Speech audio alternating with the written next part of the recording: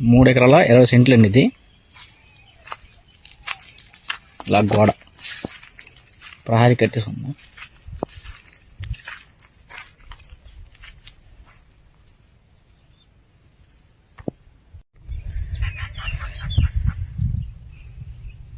కనిపిస్తున్న తంబాలండి హద్దు యువతల పక్క. ఎదురుగా కనిపిస్తున్నవి తాటి చెట్లు అండి. అలాగే అటింగ్ వెళ్తే అవి తాటి చెట్లు అండి. ఇలాగే తాటిపోయింది అండి వద్దు. అలాగే వచ్చేసి గేటు మీదంతా ఖాళీ అండి. 6 మాడి మొక్కలు ఉన్నాయండి. మధ్యలో నుయ్యి కూడా ఉందండి.